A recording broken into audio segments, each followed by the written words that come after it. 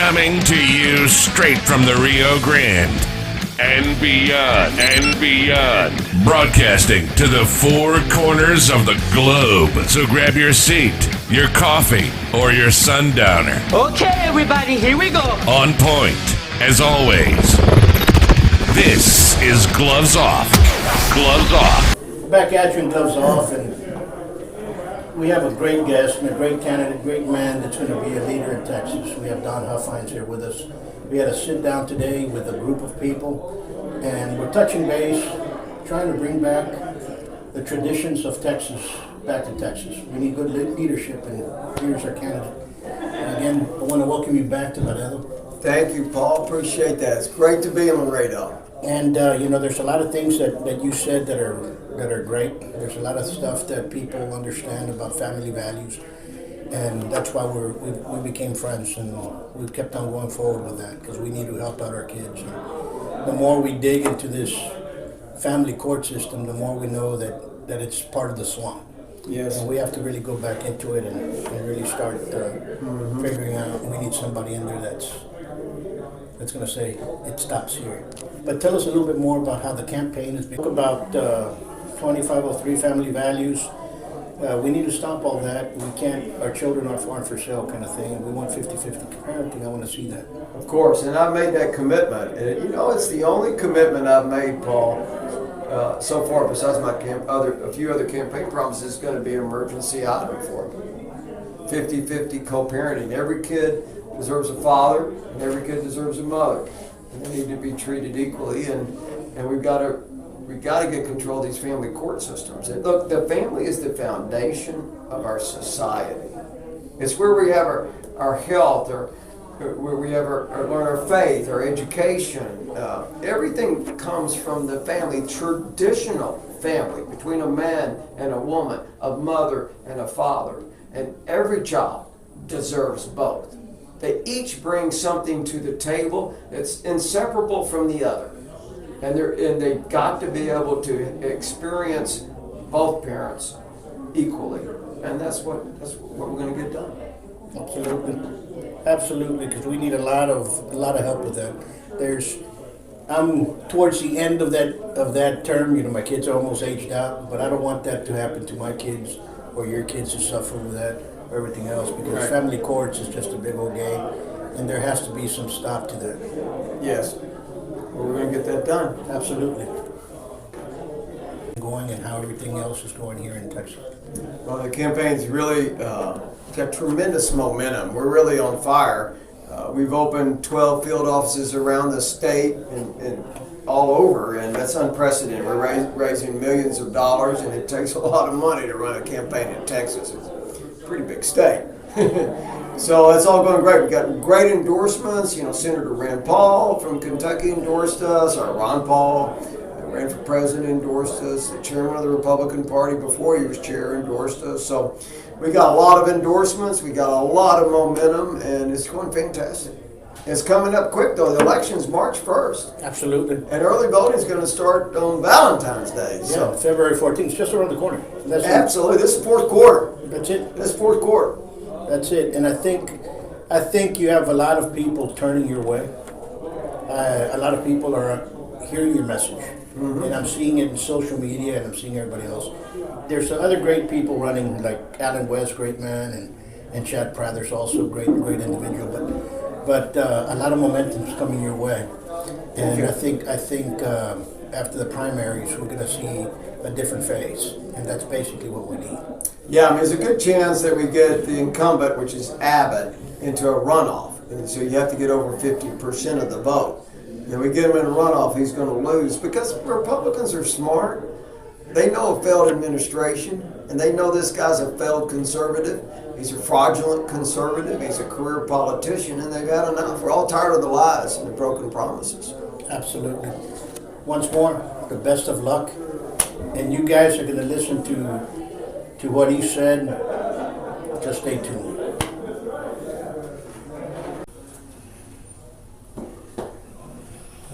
I'm going to go ahead and everybody here knows everybody more or less. Got some, and the reason we brought and the reason we're behind Don Huffines is for one reason. family and to set straight the family courts. Our children are no longer for sale. And we also have to bring Texas back as a leader. So he has all our support. And everybody that's in here, I think, kind of agrees with that. So the floor's all yours. Thank you, Paul. Thank you very much. Thank you very much. So good to see you again. It really is. Well, again, as some people were here earlier, I really love being in Laredo. It's a great place. Thank you. Part of the state. It really is. And it's so much history here. Well, hello, Patriots. Hello, Patriots. Yes, sir. All right, good. Everybody having fun today? Yes. All right. Excellent. Excellent. Well, I'm going to cut my speech back a little bit short because I think some folks have heard it. And but I'm going to tell you some things about what it's like to be in Austin, and what my experience was like in the swamp. And it is a swamp. It's a very vicious place, very vindictive in the capital. And then I'm going to tell you why I'm running and why we're going to win. And then y'all want to answer your questions too after that. And we'll get her going. But I think I'll start out with a story that's pretty powerful. And April the 18th of this year in 21, a 27-year-old lady went to church with her husband and her 10-month-old baby in Dallas, and the church was still scared of the virus. And so they were meeting in the gymnasium, and the chairs are 10 feet apart. And they sat in the far back right-hand corner so they wouldn't bother anybody. She took her mask off. Y'all come on in if you want to. We're getting the stories going. She's in the front. Yeah, plenty of chairs up here. Well, anyway, she took her mask off, and the priest, he walks by, the priest did, and he said, you need to put that mask back on. And she said, I'm not going to do that because I'm not feeling good. I'm pregnant number 2. And that word, and the service goes on, so she goes up and gets communion, body of Jesus. You know, she comes back, she's kneeling in front of the chair praying with the host in her mouth, and then she feels this, somebody pulling on her, his heavy hand pulling on her neck and her shoulder, and she's holding the baby in her left arm, and she looks up, and there's 3 Dallas policemen standing above her. 3. And one lady, she's got her hand on the taser, and another one's got the hand on the handcuffs in the middle of the service. They would have denied her communion if they'd gotten her any earlier. And they said, you're going to jail for trespassing. The priest had called the police. And her husband, my son-in-law, I'll tell you that in a minute, but he took his camera out and started videoing, and that video went viral. He took it outside to the parking lot. He talked to police and taking it out there, and they did. Wrote her up out there and for trespassing in a church, and took a picture of the car's license plate and said that car could never come back in that parking lot again. They'd arrest her for trespassing. And that video went viral. Over 1 million Americans saw it. They couldn't believe that happened in Texas. They couldn't believe it. It didn't happen somewhere else in the country. That happened in Texas. Well, that 27-year-old's my daughter, Deirdre. And I blame that on our Governor Abbott. He's an enabler. He's one that enabled the left to take over our churches, to make a political statement into a medical condition. And, you know, the leftists have taken over our churches, our seminaries, our schools, our media. And that is what Abbott empowered. Well, as you probably know, I'm Don Huffines, and I'm going to be your next governor. I was born in Dallas, a 5th-generation Texan, grew up in the Metroplex. I'm a lifelong conservative activist. I'm a businessman.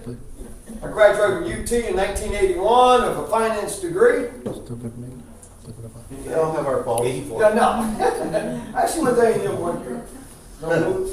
No whoops. No Aggies in here. Okay, that's just as well.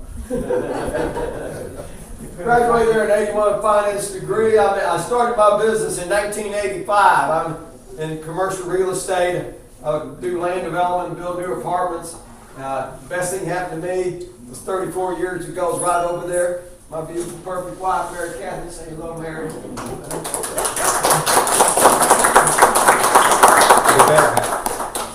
Certainly. There's any doubt about that. You know her, everybody always says, why are you running? I don't run. Well, she's great. Anyway, we have 5 children, 4 boys and a girl. We homeschooled them and throughout most of their schooling career, and they're all successful. We're new grandparents 4 times over in the last 19 months, a new chapter in our lives. I like to brag on my boy. All 4 boys were Eagle Scouts. I was Scoutmaster, and we just love that chapter of our lives. And let's see, the political side, I've always been active in fighting for liberty and freedom. And I've been a delegate to many state conventions. And how many of y'all been to a state convention? Anybody? Many in here? Not many. Y'all kind of new Republicans. Please go to your state convention, your county convention. You're really going to enjoy it. And it's very exciting. It's very fulfilling. And it's where we come up with our party platform and everything like that. I was a delegate to 3 national conventions. But I was tired of yelling at the TV. And so in 13, I decided I needed to take out the biggest rhino in Austin, and he was sitting in Senate District 16. He was the most liberal Republican in Austin, and a state senator, and I beat him. So I was in Austin from 14 to 18. 14 to 18. I got knocked out in 18 when the Democrats finished taking over Dallas County. Democrats beat me. We have 3 Republicans left in Dallas County. So y'all going a different direction, right? Now you're going to knock out all the Democrats in Webb County. Yeah. Democrats finished knocking us out in Dallas County. So it's time for revenge. We're going to take them out. This is the heart of the Democrats. You're going to take them out right here. But anyway, so I was in the Senate from 14 to 18. I was always ranked one of the most conservative state senators in Austin, the top 3. And also, according to Secretary of Senate, what I just said there, I like to talk about. I'm the only elected office holder in Austin in modern Texas history that's never taken any money from the state. No pay, no pension, no health care, no travel vouchers, no reimbursements, no nothing. Nothing at all. I didn't even use their office furniture. But I did that for a reason. It was a little hard to get the accounting straight. It was an effort. Because I never worked for the government, I never will. The government didn't hire me, the people hired me. And I'll do the same thing as your governor. I'm never going to take any money from the state, no pay, no health care, no nothing, no reimbursements. And I'm not looking for a new job. And then also I uncovered a large political corruption scandal in Dallas County. Y'all might have heard that. I think I told y'all that before, but it was an obscure government agency. It had 3,000, it wasn't just big, it was a big deal. 3,000 employees, $100 million annual budget, and it was an elected board, and they were stealing a lot of money. I uncovered all that, and it wasn't very hard. The scary part was it wasn't hard at all to find it. You just got to ask and look. And so I got the Texas Rangers involved initially, then we got the FBI. Bottom line, we got 6 people put in prison on that deal, including the sitting mayor pro tem of the city council of Dallas. Pretty good. So he got 7 years. I did get a bill done to get rid of them. They don't exist anymore, which is great. But it was difficult, and I'll just tell you one quick story about why it's so hard to get bills done in Austin when no matter how righteous you are, and for our own Republicans.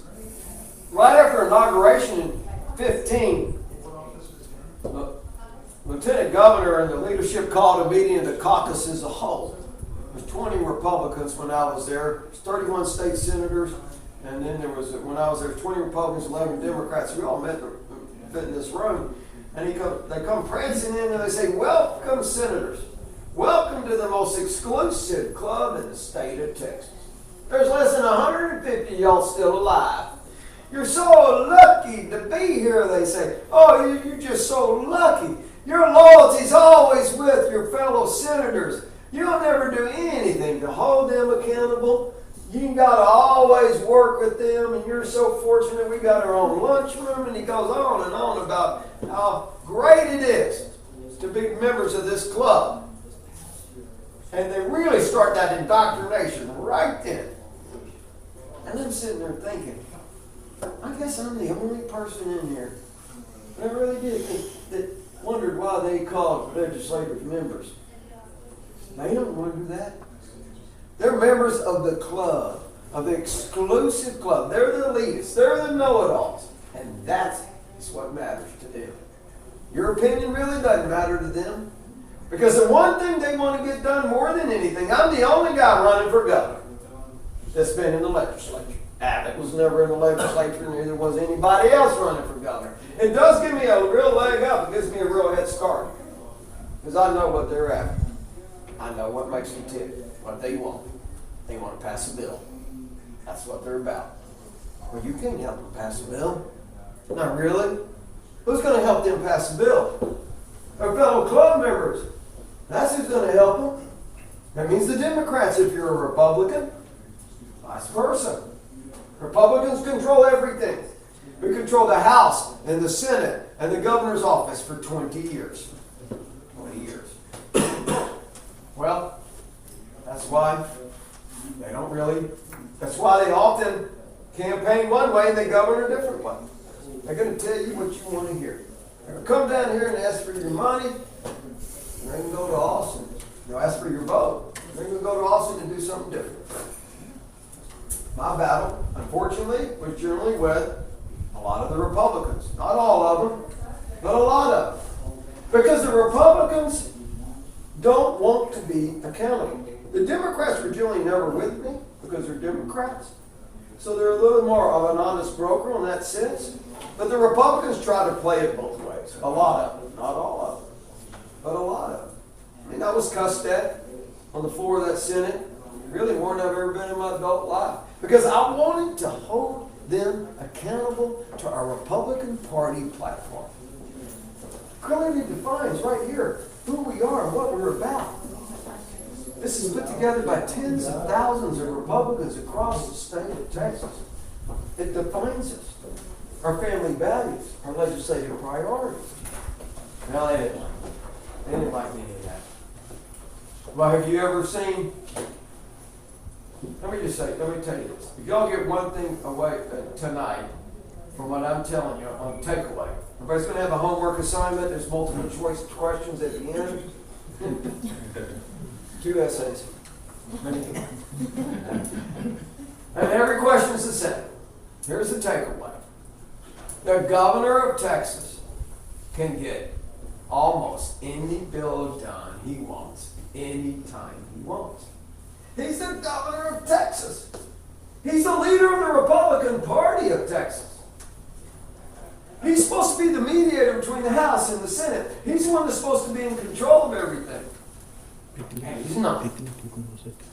Because he's not a leader. He's not a leader. He doesn't believe in our party principles. He doesn't believe in our party platform. Because if he did, it would all be the law. If you want to stop the genital mutilation of our children, it'd be law. If you wanted it to be law. If you wanted a fair family court system, it would be done. He can get anything done he wants. When he came out in 2015, he wanted to get pre-K education done. It was against the Republican Party's position. We would never support pre-K education because it's Marxist philosophy. I was on the committee, for instance. The certifiable communists were in there testifying in favor of the legislation. They're communists. Communist Party members. He got every senator to vote for it, but just a few, 3 or 4. So now we have it. He can get any bill done he wants. So all this angst you hear about, we can't stop the, taxpayer-funded lobbyists or all the other things we're trying to get done. It's because Greg Abbott doesn't want it done. Greg Abbott's the one that empowered the Democrats. Well, the catalyst for me to run was March of 20. We all know what happened. We know Abbott shut us all down. I warned everybody what he was going to do when he listened to that lying piece of crap Fauci. That's what I think of it. I mean, we've been lied so much about this thing. We're all tired of the lies. But anyway, 3 million Texans were put out of work in one day. 3 million Texans. That's more jobs than we've created in the last 12 years combined. Tens of thousands of businesses gone, destroyed, thousands forever. Did he ask you how long you worked in that business? How many hours you put in? How many sacrifices you made for that business? generational? How many vacations you decided you couldn't take because you wanted the business to grow that business so your grandkids could have it? He didn't care. Boom, it was all gone. He didn't care at all. He didn't have the authority to do any of that. He shredded the Constitution. I put an op-ed in most of the papers in the state, picked it up, third week of April 20, begging him to open the state back up. And then you know what he did? He closed our churches for the holiest season of the year, Easter 20. You couldn't bury the dead for months. You couldn't get baptized. You couldn't get married. Where was the outcry when you couldn't hold the hand of the dying? You couldn't visit the sick. When he empowered the leftists to take over everything. And they prohibited you from actually being at the bedside of a dying person, your loved one. Abbott did that. 2,000 years. 2,000 years. Christianity, we never closed our churches. Never. We don't close the churches because you're talking about the possible salvation of someone's soul. And he did it anyway. 9 months of a mask mandate. Thank you for taking that off. That's like thanking a thief for bringing your stolen goods back. DeSantis, he took it off like 60 days. I never would have done any of that. I don't have the, not only do I not have the authority, but fundamentally, a true patriot never blindly follows government. A true patriot questions government. You don't just have the authority to question government, you've got an obligation to question government. You are the government. The fundamental law of government is always to defend your God-given liberties. That your liberties come from God and not the government, of course. That's why we have a Constitution. He believes. He doesn't believe that. Well, we've just got a different way of seeing things, he and I. He's a career politician, 30 years in elected office. He can't get enough of it. He's never signed a paycheck in his life. This is actually, a matter of fact, the first time in 30 years of different offices he's run for that he's going to have to be accountable to the Republican voters in the state of Texas. This is the first time. He's never had a primary opponent. I kind of feel sorry for him. He's just a political windsop. He just blows in the wind, trying to figure out where he needs to be, what the polls are showing. He goes to the poll, he polls every week. What's the poll showing? That's how he thinks. Well, I'm a business guy. I don't think I'm any different than you. I'm tired of the lies. I'm tired of the broken promises. I think we all are. Is the border secure? Are your property taxes going away? Do you have confidence in the election? I think the answer is no, no, and no. Well, I've got a good comprehensive plan to fix all that. Fundamental part of my border plan is I'm never asking permission from the federal government to secure the Texas border. I'm not going to do it because it's not necessary to do it. If Abbott wanted it done, he could have done it 7 years ago. He could do it tomorrow. I'm using Article 1, Section 10 of the U.S. Constitution, my favorite document right here, which clearly gives states the authority to stop an invasion and do whatever they need to do that. I've got the authority right here, and I'm going to use it. We're going to do whatever we need to do to stop this invasion. Got a great plan to to phase out your property taxes over 8 years to 10 years, put them on a glide path to zero. We're going to make sure local governments are fully funded. We're just going to replace the revenue that they get from property tax or revenue that comes in from the state of Texas. The state of Texas is a lot of revenue. Sales tax, record year. Last month was a record month. Probably $3 to $3.5 billion came in the state of Texas. In 1 month's all-time record on sales tax. Actually, last year we set a record with sales tax. We got oil and gas tax, motel tax, liquor tax. All that revenue grows at about 8 to 9% a year. We're taking 90% of that revenue growth over 10 years, and we're going to buy down property tax with it. And we're going to replace where the money comes from. And we move some of it over to sales tax. The good news is you're going to get to vote on it. It's going to be a constitutional amendment, so everybody can weigh in on it, and you can decide if you like the plan or not. Simple as that. Confidence in the election. But anyway, guys, this is our time. This is our time to make a difference. Imagine a Texas where your border is completely secure. You don't have to rent your property from the government again. And you got confidence in the election of my enforcement provisions in and that. And we've got our family values back, our virtues, our culture. All of that's downstream of the governor's office. Almost all of it's downstream. We can never experience true liberty unless we're a virtuous society. Our founders knew that. That's a quote from them. We're going to get our virtue back.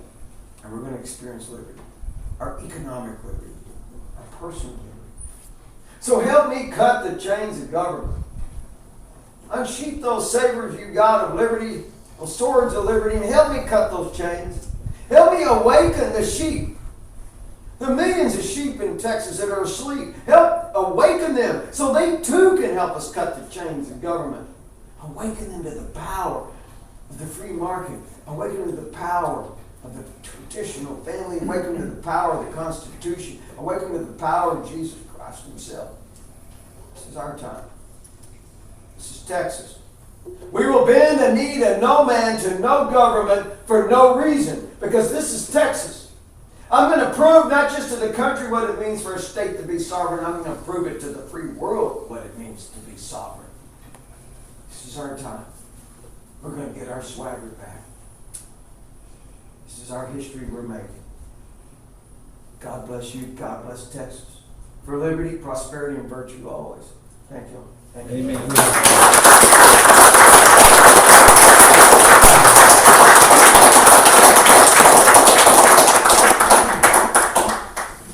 Thank you. Sure, Paul. We'll answer some questions. If you guys want to ask some questions, please feel free. I have a question concerning the electric grid. Do you feel comfortable with the work that's already been done to secure the electric grid from having the same situation that happened last year? Absolutely, I do not. I do not feel comfortable. The legislature addressed a few issues, particularly in the governance of ERCOT and the Public Utility Commission. They replaced those people. I think I don't have confidence in the people Abbott put back on there at all. And there's too many exceptions made for the utility companies not to weatherize their systems and also for the gas companies not to weatherize their pipes. I don't have any confidence. I don't think they did anything. Texas used to have our grid in Texas is an independent grid, as you know. We were the envy, not just of the nation, but really of the world. This is the energy capital of the world. Of the world. And what we do? Oh, they all wanted to be in the cool club. They all wanted to be in the cool green club. Even the Republicans and Abbott. This is all under Abbott's watch. He totally ignored the grid and went off on this tangent to be green. And nobody, I guess, told him, or he didn't realize that when the wind ain't blowing, we ain't got no juice. So that's what happened. They quit paying attention to it. We're selling power across the state lines. We never did hardly any of that ever before. This is all on him. This is about leadership. Totally about leadership. Is the grid secure? It's not only not secure to the weather, the grid's not secure for cybersecurity, I don't think. I don't think it's secure for a terrorist attack. I don't think it's secure for an EMP, an electronic magnetic pulse. It could come from the sun. I mean, we've got all kinds of issues with our grid. I'm going to certainly pay attention to it. Especially, our transformers come from all different countries, all different makes. You knock 2 or 3 transformers out. Without the supply chain problem, they're going to be gone for months, maybe years. So, no, it's a huge problem. It's all about leadership, no excuses. That's what my campaign's about. Y'all know what an excuse is? It's the skin of a lie. It is. I agree. That's what it is. Questions? Yes, sir. Yes, sir. As a husband of a school teacher, what are you going to do for our public school teachers who are overworked? They're having to teach this ridiculous STAR testing. They just teach to the test. All this newfangled crap that they have to teach that comes out from the federal government. Okay? And I see my wife come home every night and she has to sit there at the table and work all night till she goes to bed to prepare for the next day. They're underpaid, overworked, and I work in the school district also, and I see it. Okay, I talk to the teachers at my school. I've been in the school district for 15 years. Okay, it's unbelievable. Well, I'm Yes. not a fan of the high stakes testing like the STAR test. It just makes the faculty have to teach to the test, and I'm not for that. I'm for more traditional learning. And that's all about the governor. The governor gets to appoint the director of education, of course. The power of the governor is immense in the state of Texas. It's immense. And the governor makes hundreds of appointments. Director of education, director of health and human services, pharmacy board, the medical board, the real estate commission, parks and wildlife, river board, you name it, the governor's putting people on it. So it's who the governor appoints for education, and certainly teachers are the central cog of the system. They got to make sure that they feel compensated and their workload's not too heavy. Of course, they're the main part of our school system. And I've never been a fan of those tests. More or less going to the same. What about like the TEA and labor unions, things like that? What's your stance on that?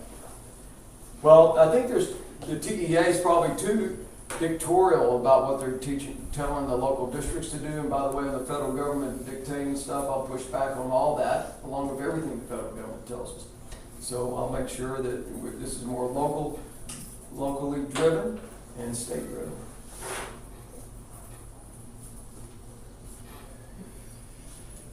One more. Yeah, I wanted to ask you about your tax plan that you have. And you're talking about this constitutional amendment. You're assuming that if you get elected, then you're gonna get this amendment through the legislature so that we can vote on it. Is that correct? Yes, sir. Okay. Yeah, I have to.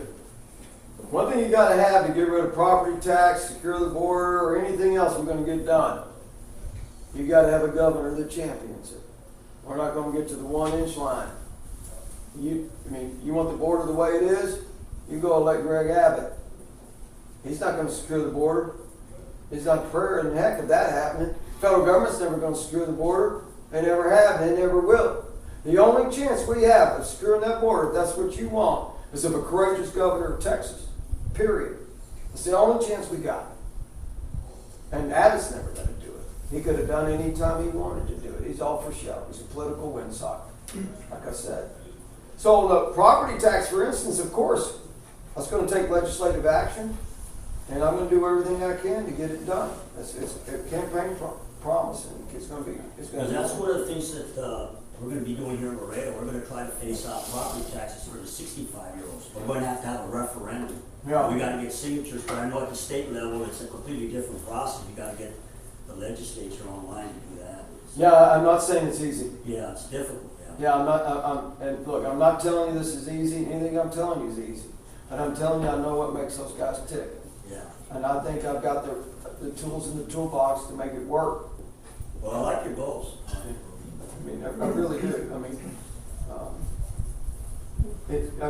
you're going to see a governor's office run a way you've never seen it before, ever. Not in modern history of Texas. Efficient. It's going to be efficient, but we're going to get stuff done. My goal is to align the Republican Party with our party principles, our party platform, and what we're about. Right there, yeah. My agenda is the Republican Party agenda. Everybody says, "What's your agenda? What's going to get done the first 100 days?" The first thing that anybody can work on the first 60 days is whatever the governor tells the legislature they can work on. Besides my 3 main campaign promises that are all in here anyway, my legislative agenda is the Republican Party agenda. This is my agenda. It's your agenda if you're a Republican. I'm all for you. I've been in your chair for years. listening to legislators come and campaign and promise the world away that they're conservative, we're going to get all this done, and they're liars. They're liars. And they know they're lying when they tell you that. That's just what my experience is. I'm not lying. This is what we're going to do. And I think Mr. go ahead. I'm sorry. Mr. Huffines, if you will be elected as the governor of Texas, is one of your vision or mission or your idea is how you're gonna be able to help the poverty line of not only the South Texas, but all over Texas? Because I don't believe that there is the upper ups and there is the lower ups. There's no medium. There's no middle class. And nowadays, there's a middle class. Tell me who are the middle class. That's a very good question. And the food is not sufficient enough to the children. The children here, if you would see and go from Brownsville to Eagle Pass, and especially our town. I'm very active leader of this town. I've seen it with my 2 eyes. I've been here for 35 years and never I have seen that 1 or 2 or 3 or 10 people, Democrat care, Republican care, what? Where's the leadership? There goes. If you don't have leadership and you have your vision, you have your mission, and that's your goals, maybe I'll vote for you. Well, I appreciate that. Well, I can tell you this, I think that the illegal worker situation has hurt a lot of the middle class. It did, And it still is, and it will continue. and it will. Because it's very, I wanted to call it Fair Wages Act, my border plan. Because how do you get fair wages in Texas? If someone's going to come across the river and they cut your legs out from under you, they're going to charge half the price that you need to get to make a living. I mean, fair wages to swing a hammer in Texas, I mean, if you want to be in the construction business, it's probably $20, $25 an hour minimum. But when you got trainloads of people coming in willing to do it for $7, it affects the economy. It affects the whole system. And so we've got to, one way we'll do it is to make sure we have fair wages. And we'll stop the illegals from taking away the jobs from Texans. Good, but the problem is, you don't know the real problem. There's a lot of lazy bums. A what? Lazy bums. Lazy people. Lazy. They want the Lazy jobs people. that some people, we cannot argue with people that who wants to come here. They want to come here because their families, their children, they don't have food. The only way that they come to America or to cross the bridge. No, I get that. No, I understand there's a It's lot of really needy people. job. Yeah, no, But of you course. have to be fair to all concerned. And if you're not fair, there will be nothing. Well, I want to be fair to Texans and Texas citizens and U.S. citizens. That's my goal. We can't take care of the world here, otherwise we'd have 100 million people flying that border. If we opened it up completely, I really believe that 100 million people would be over in 6 months. But they have to follow the rules. Yeah, We I'm always saying, have that's the what I'm rules. saying. I'm talking about illegally. Yeah. So let's take care of the people that are supposed to be here. And the other people You who are are first. Yeah. Good. Texas first.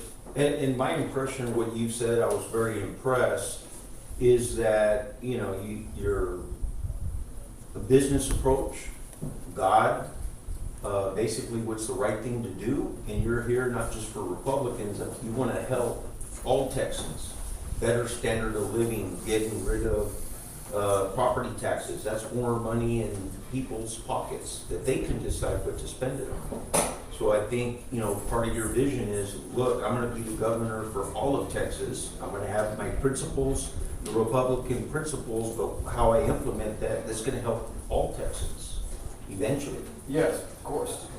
There's other ways too. We can have more of a true free market. Texas is one that it has a lot of barriers to entry for first-time job seekers.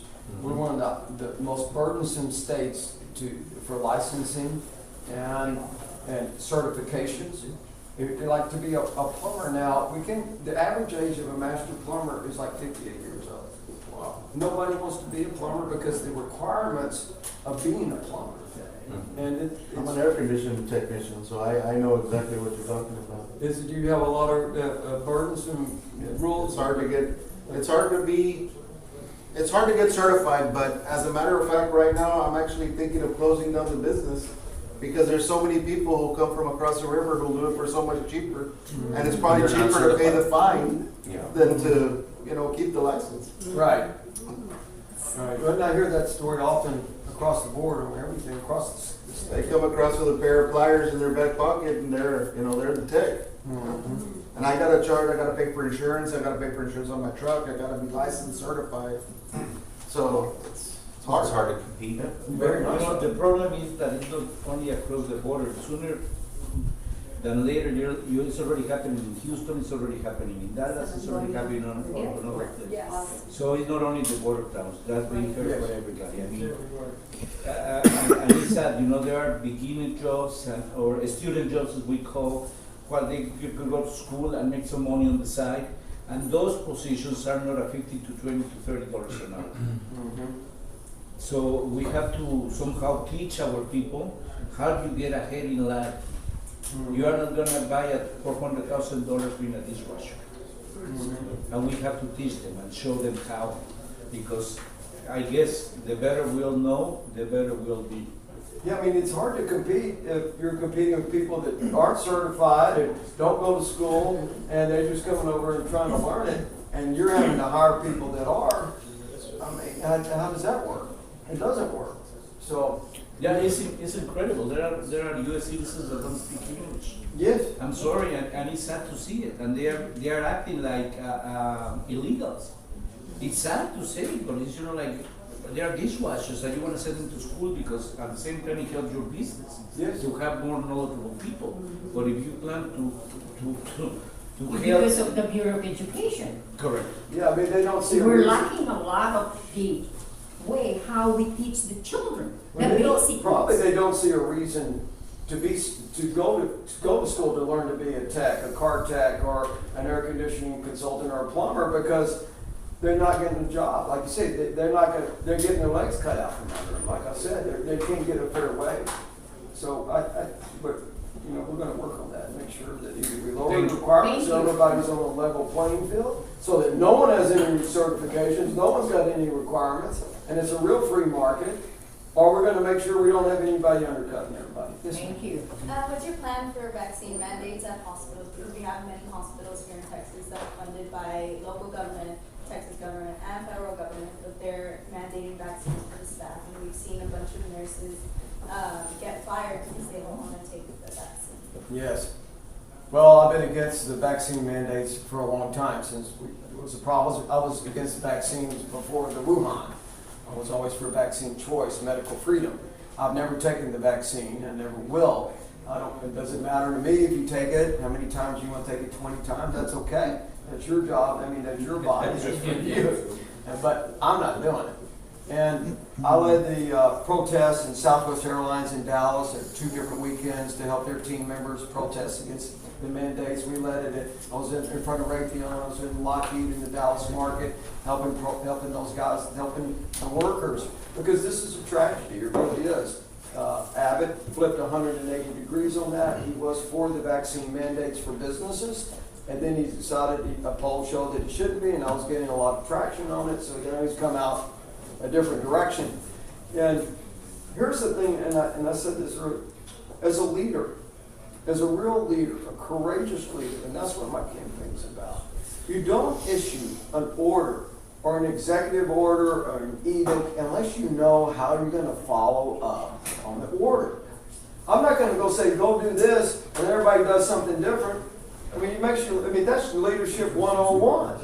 You've got to be able to follow up and say, we're going to do it the way this way.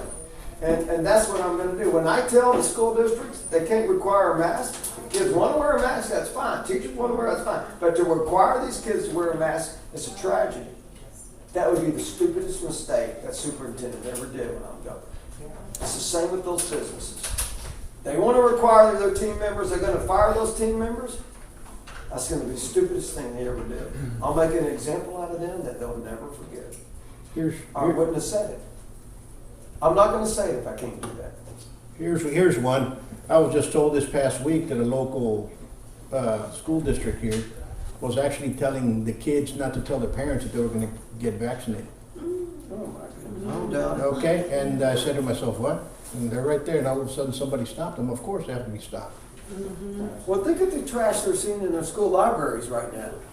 The pornography that's now in your school library, the CRT stuff that's going around, the Marxist stuff. And the one thing good about this virus, about the Wuhan and the online education, all the parents now are really seeing what's going on in the schools, what the teachers are really teaching or not teaching, and how much they're learning or not learning.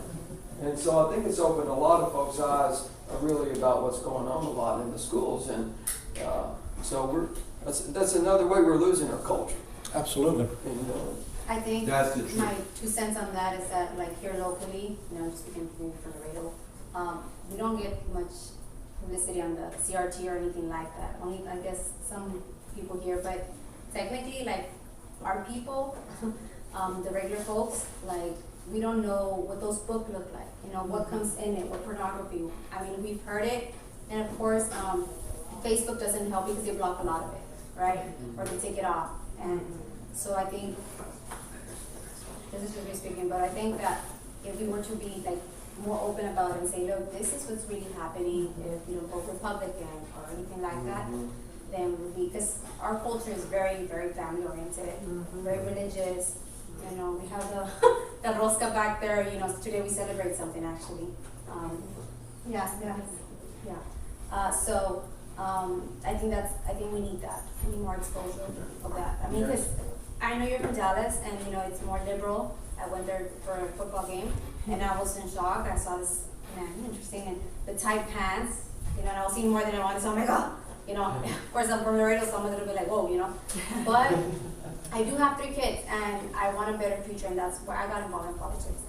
And for the most part, most of us will not be able to grow because of political reasons, political ties, and whatnot. So if we just, I guess, open up our eyes more, or have people show us what it's like, that's why you guys are losing Dallas, and that's why the South is going like, hey, no, this is not us. They're kind of like fighting that. So I'd like to ask y'all a few questions. You brought that up. Would culture in the schools be an important issue for you? Is that kind of the number one issue for y'all, or what's important for folks in the I agree with the man that said about the STAR testing. Why they put so much pressure. I think, if I'm not mistaken, but I think a lot of the teachers are getting into divorces because the stress is too much. They bring it home. The family gets affected. So it's like a domino effect in that situation. Also, they also struggle and suffer, and I'm part of that education system, that because we're in the border town, the teachers always, struggling with the kids that are crossing behind, or, anchor babies, if that's what you want to call them, or whatever. So they're always trying to catch up, and it's impossible. They're never going to. So then They hold everybody else back. yeah, exactly. So the only way we can push our kids is, as the parents, be a rebel. Everybody knows I'm a rebel, so. It goes back to the dollars. It goes back to the dollars, because my wife is a teacher. Okay. And like she's saying, my wife comes home every night with a ton of work, and it affects the family life. But I see the difference, because there are a lot of children that get to come that have no papers. But yet us, you have to have your shots, you have to have your vaccines, you have to have your a bill. How do they get in? If they don't even have a social security number, how are they getting federal funding if they're not even legal citizens? Totally agree. I'm really glad you're bringing that up. Most Texans don't realize we have 400,000 to 500,000 children in our government school system across the state. There's 5.2 million in it. Totally, they're illegal. They're not even supposed to be here. And you've been paying $5-7 billion a year for 40 years educating kids that really aren't supposed to be here. And that's draining our resources. Obviously, it's a strain on the faculty, it's a strain on the facilities, and it's costing a lot of money. And I put my children in Mexican schools. And I still know that? Yes. Yeah, I know I did. But and they're behind. The government school in Mexico is about a year to 2 years behind ours. We're next to them, right about there. I mean, if you That's my experience. When we were there, I thought they were. It used to be, not anymore. Remember that everything has been globalized. And right now, it's time to tell you, but there are kids coming from Mexico, like 10-year-olds and 5-year-olds, and speak the languages fluently. Oh, And in good. here, we are way behind, honest to that. And by the time they come out of high school, they speak two languages, English, French, and Spanish. Not all of them, no government ones, but all the private schools. Yeah, private Well, schools. Mr. All the private schools are, Yeah, because also the what? Another problem you have is that you have a school district here who's landlocked, it's in the center of town, Yeah. and their tax rate, their property tax rate is 20 cents higher than UISD, which is not landlocked. It doesn't make any sense. It's landlocked, it's losing students, and yet it's 20 cents higher, and as you are fully aware, school taxes are the highest taxes of all property taxes. I mean, they're just, Half. It's more than it's half. amazing how high they are. And they're 20 cents higher, and they're not growing. So I was gonna ask you, in Dallas, do you have any experience where school districts have actually merged to achieve economies of scale and so forth? We And do. stop some of the corruption, because anytime the school districts here, their politics affects the county and city politics, and it affects it really bad. Contracts. Yeah. My understanding is that all you gotta do is stand at the border in the morning at the bridge and watch them all come over. yeah, it does, right, it doesn't. And if a bad storm in El Laredo, we have a high school that'll be basically empty. That's how many kids are in that one high school. Wow. They're probably all like US. Yeah. Not only that, they get new students all the time. My wife last year, at the end of the year, like 2 weeks before the end of the school year, she was still receiving students. Del Rio told me, at their school district in Del Rio, they think over half the students are illegals crossing over all the time. You know, every day, just coming across or fake addresses, the whole bit. They just, game the system so they can come across and get educated. And all the schools have, landfills too. I mean, like soccer fields and all the sports, and all of them seem to be abandoned. I mean, with all the taxes that we will pay, I guess those fields should be ready to play for anybody or any team that wants to use it. And they look just completely abandoned. It's sad because we say, well, my God, all the taxes that we pay and we look at the school, these fields. I mean, abandoned lots. That's how they look, all of them. You know that when we used to live in Dallas, we used to live in Irving for, almost 16 years, and we used to teach out of one of the DISD schools right off of, trying to think of the name of it, it was off of Hall in Elm. It was a elementary school, but most of the Dallas DISD schools would outsource their classrooms for future education for adults, whether it was for marketing, whether it was for typing or what have you. So it was always constantly being used. And if people wanted to go teach yoga or martial arts, that's what I was teaching at that time, was we can rent a space from DISD, and you would actually, here's your room and here's what, you have it from 7 o'clock to 10, and that's what we used to teach, because that's where it was. And I haven't seen something like that here or anywhere else. There is. It's political also. Really? Because I'm a volunteer coach for volleyball, and all the community centers are taken by certain people. But not community, the schools. Oh, they don't, I think. These are the schools, like the high school, the different rooms, That's typing and so on and so forth, whatever, it will be taught there. Well, we actually merged, in the Dallas area, those school districts that merged. You have to get all the TEA approvals. Yeah, you have Both to go districts through the have to state, agree. right? Yeah. They're not gonna force it, I don't think, unless it's a failing district. But Well, I looked at it many years ago, and one of the school districts would lose funding, but then I don't know if you have to have a bracket filled in the legislature. Yeah, well, you can definitely do it if you have a Yeah. bill done, yeah. But they're both generally gonna have to agree. If they're fighting about it, then it's not gonna go good, it's just not gonna be hard. A lot of politics. Yeah, that's a lot harder. Any other issues in Laredo? West County, or Nevada? You need to stay with us for a week, 24 hours.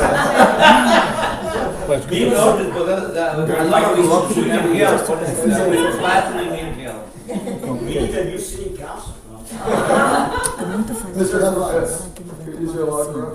Well, so, Mas eu não posso me Y'all dar have o luxo de confidence falar in que your não vou votes tomar uma in the vacina. county?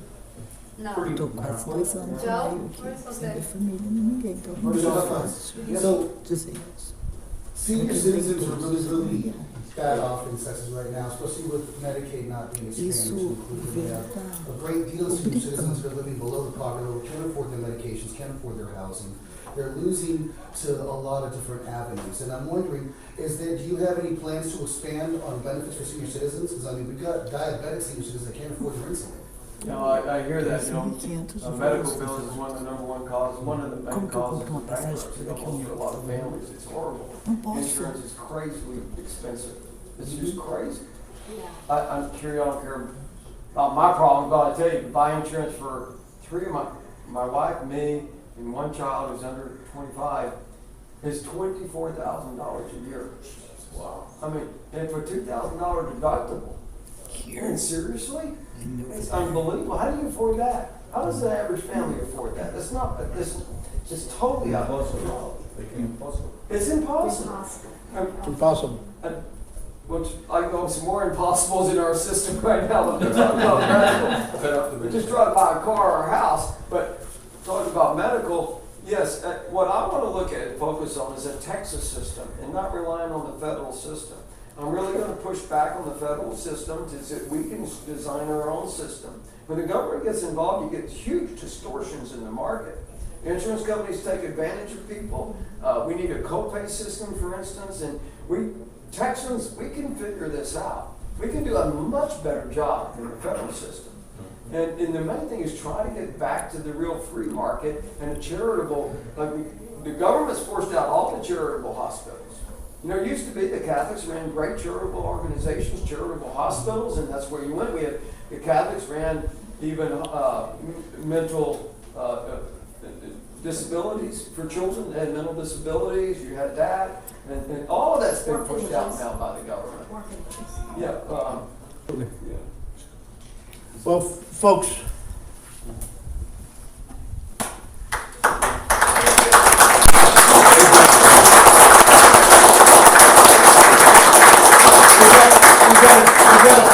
we got a fighter up here in the corner, so we're with you. I appreciate that. I'll give you an update on the campaign. It's going great. Since we've entered, I told everybody earlier tonight, we're going to raise over $11 million. It takes a lot of money to win in Texas.